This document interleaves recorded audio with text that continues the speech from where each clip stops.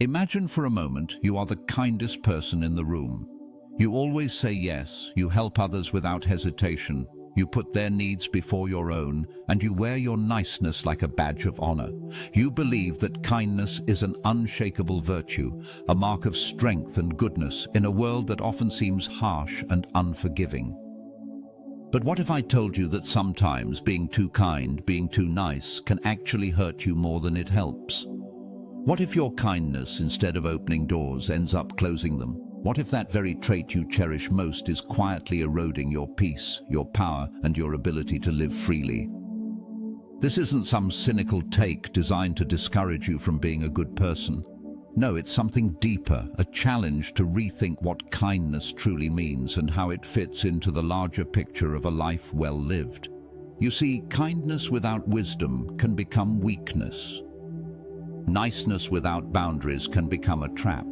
And if you aren't careful, the world can take your kindness and twist it into chains that bind you, leaving you drained, disrespected, and disconnected from your own values. From the perspective of the Stoics, those ancient philosophers who taught us how to master ourselves and live with purpose, there is a clear distinction between being genuinely virtuous and simply being agreeable.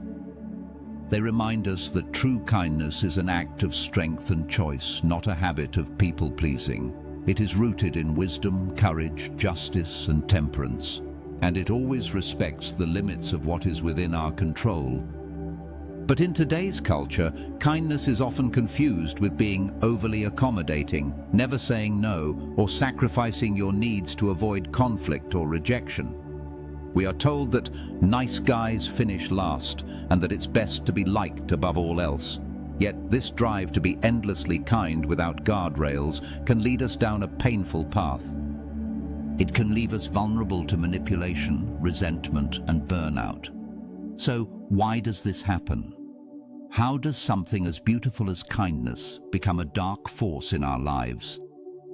And most importantly, how can we reclaim kindness as a powerful virtue, one that uplifts us and others without costing us our peace or dignity?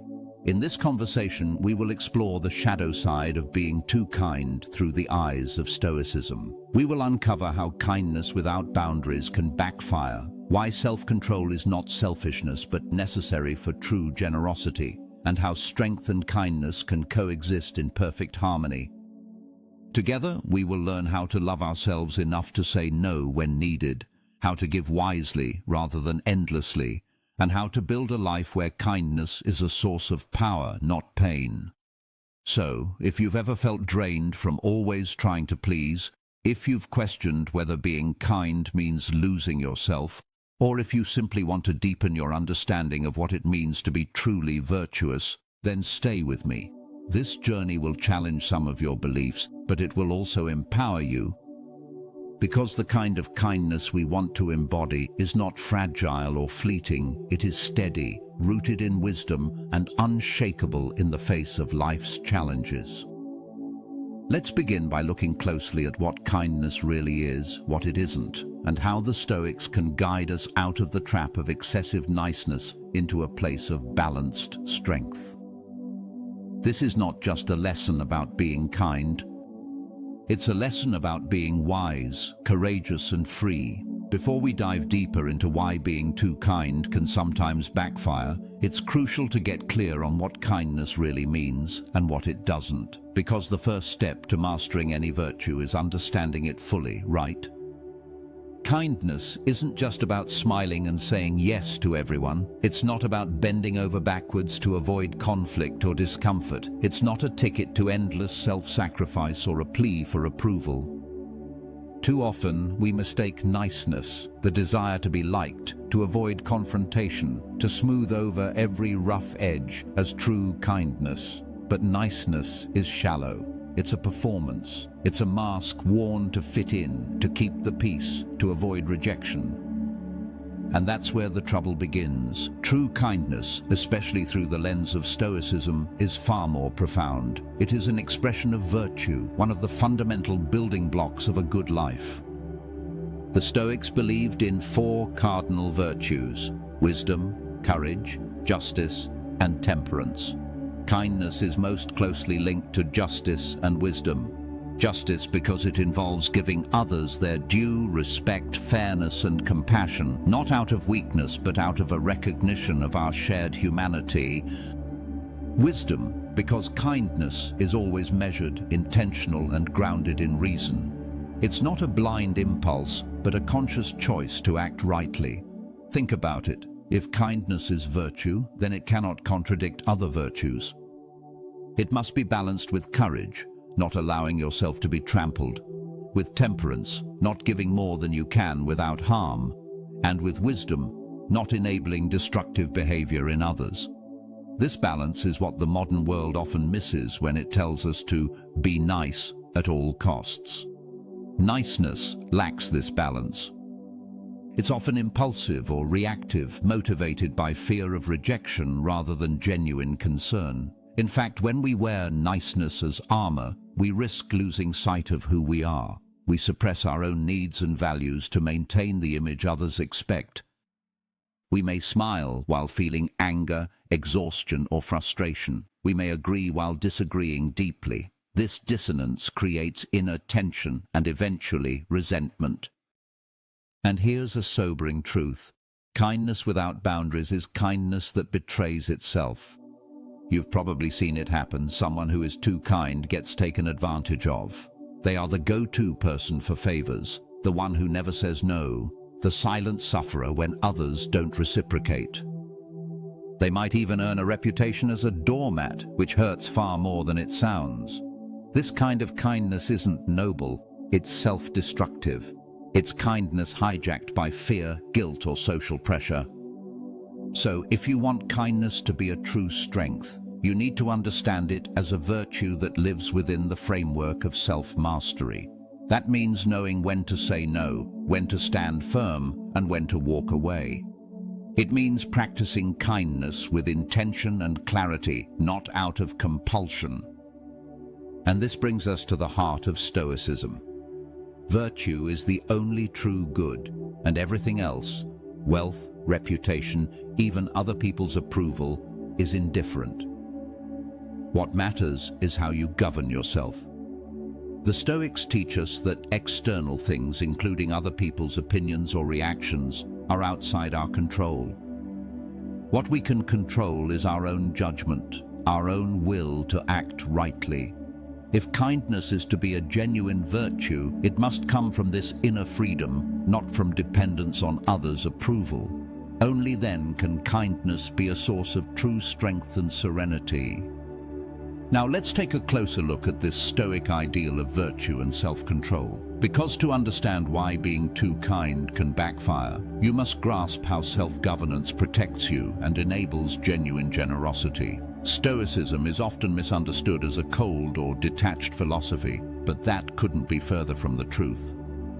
At its core, Stoicism is about cultivating inner resilience and wisdom, so you can live well regardless of life's ups and downs. It teaches that the only things truly within your power are your thoughts, choices, and attitudes. Everything else, the actions of others, external events, even your own body's limitations, are beyond your full control. When it comes to kindness, this distinction is vital.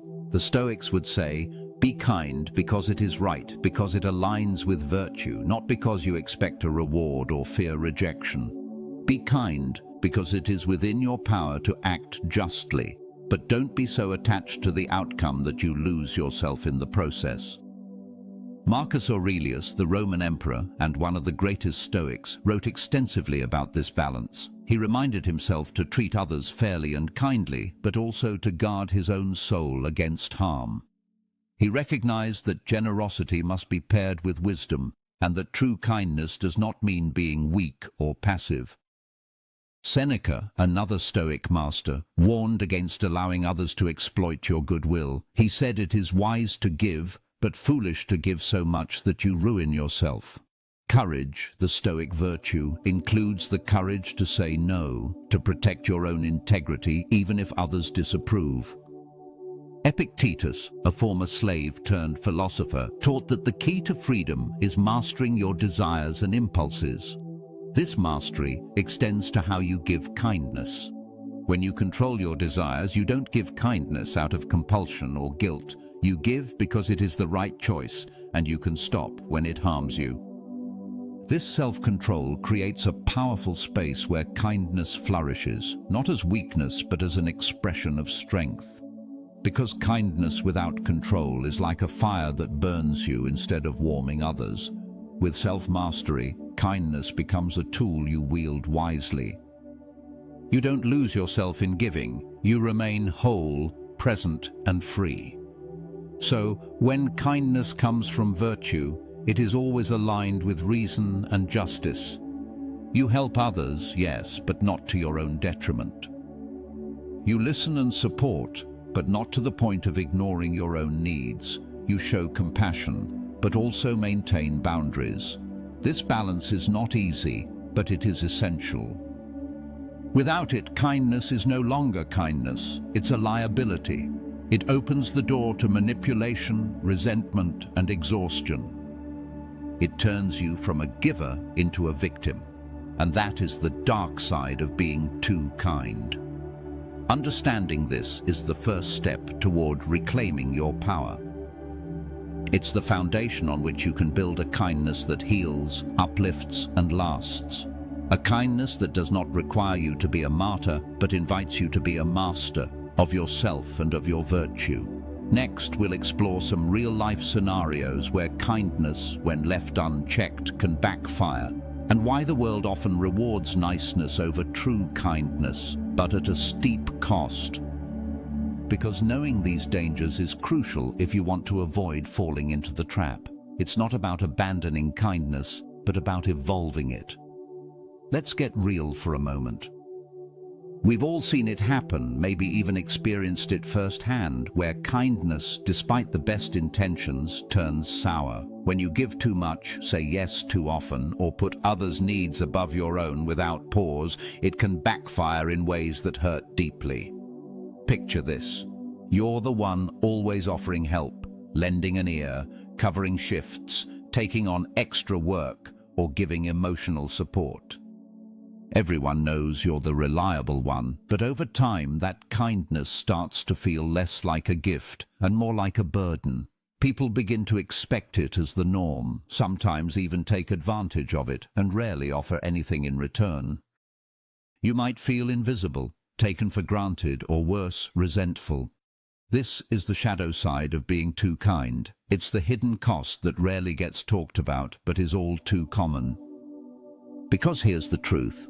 Kindness, when not tempered by boundaries and wisdom, can invite manipulation. There are people who know exactly how to exploit your good nature. They will push limits, test your patience, and sometimes outright take advantage of your generosity. And it's not because you're naive or weak, it's because kindness without limits sends the message that your resources, time, and energy are endless. From a psychological standpoint, certain personality types, sometimes called emotional vampires or manipulators, thrive on this. They recognize those who are prone to overgiving and learn to extract from them continually. They may guilt-trip you, play on your empathy, or pressure you subtly. When kindness is automatic and unguarded, it becomes a vulnerability. And here's something else to consider. Kindness without boundaries doesn't just affect your relationships with others, it affects your relationship with yourself. It chips away at your energy, your confidence, and your clarity. You start feeling exhausted, not just physically, but emotionally and mentally. This constant giving without replenishment leads to burnout. You might find yourself feeling bitter or questioning your own worth, as if your kindness went unnoticed or unappreciated. This invisible toll is real and serious. It can spiral into a cycle where you give more to prove your worth, only to feel more drained and disrespected. It's a vicious cycle that steals your peace and joy. So, what started as a beautiful virtue becomes a source of suffering. The Stoics understood this very well. They warned against losing oneself in service to others to the point of harm. Kindness, they taught, must be balanced with justice, not only justice toward others, but justice toward yourself. You deserve fairness in your dealings, and that includes with your own time and energy. This leads us to a crucial point that is often overlooked. When kindness erodes your sense of self, when it makes you sacrifice your values or peace of mind, it's no longer kindness. It's a form of self-betrayal. You might think that sacrificing your needs is noble, but the Stoics remind us that virtue cannot flourish if we are not whole. Giving without integrity or wisdom damages the giver as much as anyone else. Too often, people get caught up in pleasing others because they fear rejection or loneliness. They wear kindness as armor to hide vulnerability. But this is a fragile armor, prone to cracking. When you constantly deny your own needs and desires to maintain an image of niceness, you lose touch with your true self. And that disconnect breeds frustration and resentment. You may begin to feel trapped, like a prisoner of your own kindness.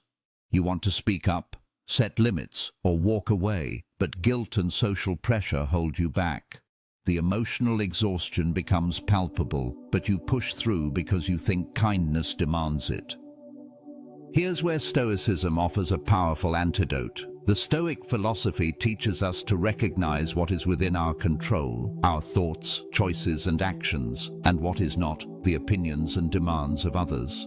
By focusing on what you can control, you protect your inner peace. You learn to act according to virtue and reason, not compulsion or fear. This means understanding that kindness is not about pleasing everyone or avoiding conflict at all costs. It means being honest with yourself about your limits and honoring them. It means practicing courage, the courage to say no, to stand firm, and to prioritize your own well-being when necessary. The Stoics also emphasize the importance of self-knowledge. Knowing yourself, your values, your limits, your strengths and weaknesses is the foundation of healthy kindness. Without it, you're vulnerable to losing yourself in the needs of others. When you cultivate this self-awareness, you build resilience.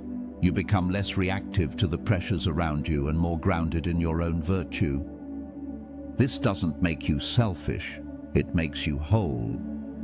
And from this wholeness, your kindness gains strength and clarity. In fact, when you take care of yourself first, emotionally, mentally, and physically, you become a better giver. You have more to offer because you are replenished. You are no longer drained or resentful, but generous from abundance. So if you've ever felt worn out or overwhelmed by being too kind, know this: your feelings are valid, and the problem isn't with kindness itself. It's with how kindness is practiced. The key is balance, balancing care for others with care for yourself. This balance is what the Stoics aimed for. They sought a life where virtue guided every action, but without losing sight of the self. They understood that kindness, wisdom, courage, and justice are interdependent. To truly be kind, you must also be strong and self-aware. Coming up next, we'll explore how to set healthy boundaries through a Stoic lens. Because boundaries are not walls that shut others out, they are the framework that allows kindness to thrive sustainably. They protect your integrity and energy, enabling you to give with joy rather than obligation. Understanding this will transform how you relate to kindness and yourself. But before that, take a moment to reflect. Are you practicing kindness that nourishes or kindness that depletes? Are your acts of giving rooted in virtue and wisdom or in guilt and fear? This honest self-inquiry is the first step toward reclaiming your power and living a life where kindness truly uplifts. Let's talk about boundaries, not the walls we build to shut others out, but the invisible lines that protect our well-being, our peace, and our integrity.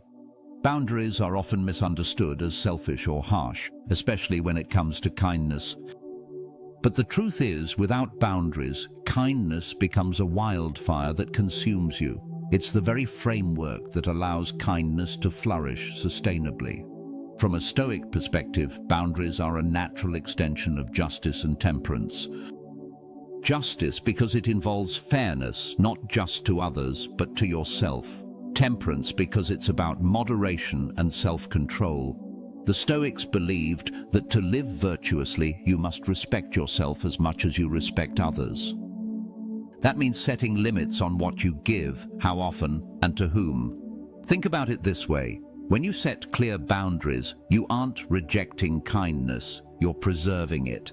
You're saying, I will be kind, but I will not let kindness harm me. This is a radical act of self-respect and wisdom.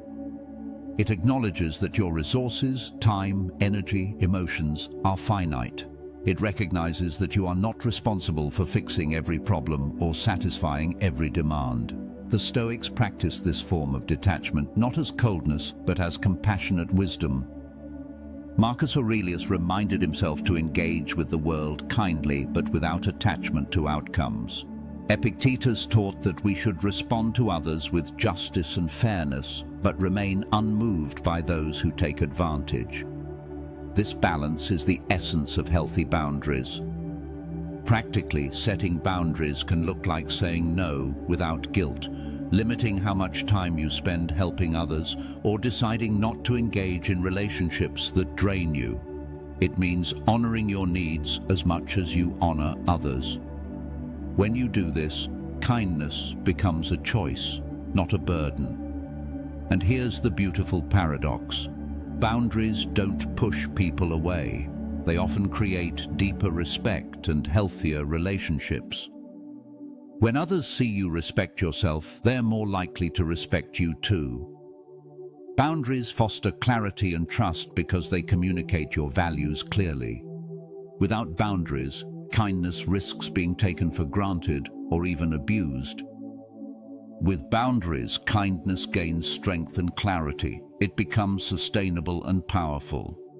Now, this might sound challenging because many of us have been conditioned to believe that kindness means always saying yes.